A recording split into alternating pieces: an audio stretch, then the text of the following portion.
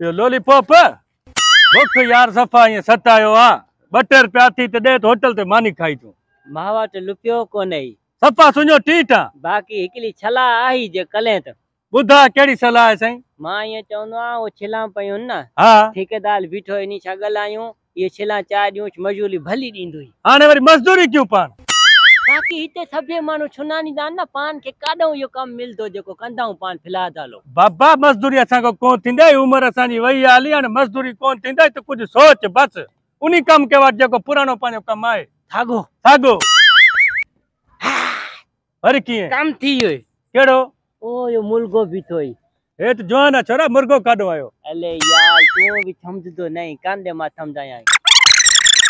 हां वाडे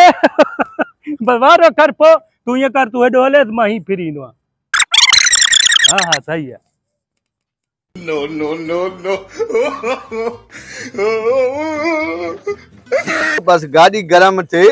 वो भा मारो पुट दिठोई नंदा मां तुझे माजो पुट गुमती आ साई माजो सिकिलो तो पुट में पीरन को पिनी होता ये तो गुजरिया होंदे कारी टोपी पातल थी मथे तई कारी टोपी वो मैं पुट थी साई मां गोले गोले तकी प्या बाप समय मानु अच्छा तुझे पुट हम ना तो के घणो टाइम थियो इते बीठो मुखे ते कलाक ना 2 कलाक थिया छोरो गुम थियो मां गोले गोले तकी पे खुदा के मन बुदा यार काडे तू मासा तो चिड़ी गाले तुझे पुट ना ना बस लॉलीपॉप के काटे लॉलीपॉप नालो ता सही मारे पुट जो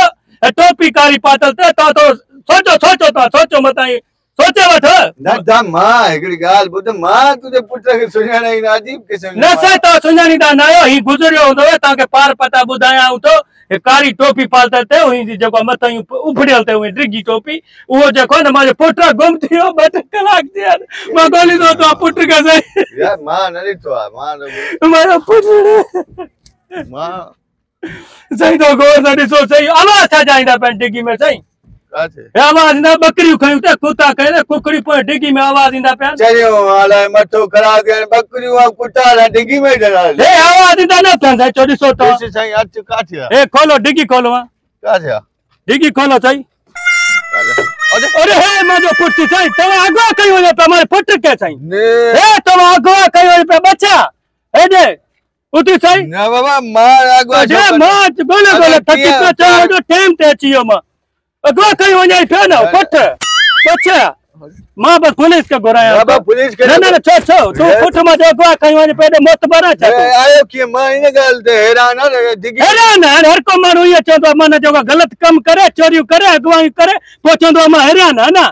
मु खबर ही नहीं ए पुछो तना होश में ताच ना वो बच्चा ए चप्पल भी है दे चप्पल बोपल तो मैंने रखी है ना इनमें के खणिया ने अगवा कहीं बच्चा जो मैं 5 मिनट लेट क्या तो मां पुट ला दुबई निकरे ये ले काथे निकरे बाबा सा खानदानी मानो अमीर मानो असा छो अगवा कराई कंदा थे तेल माथे सही वने हयो नहीं पे ना अगवा कराई पे ना मां पुलिस के गुरा ना पुलिस के सही मांग बजाए पुलिस ने गुरा गलेंदो पियोला कहता ते किलो पे में मां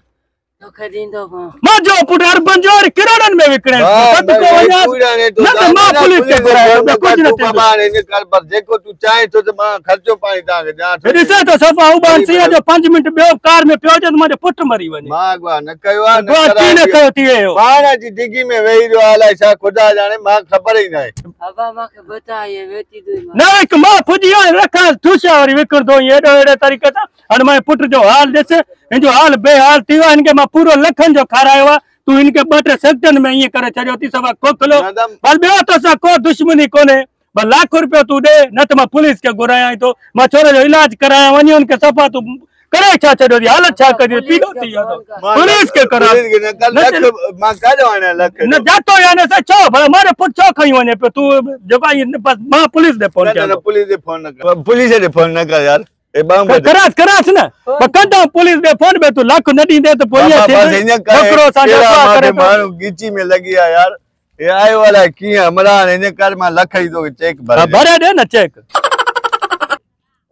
अच्छा जो पुट खई वने पे मसे अला एकड़ो पुट दिनो वो वरी तू जो खई वने पे मां के खबर ही ना यार एडी सा पुट लख जो पूरी है ना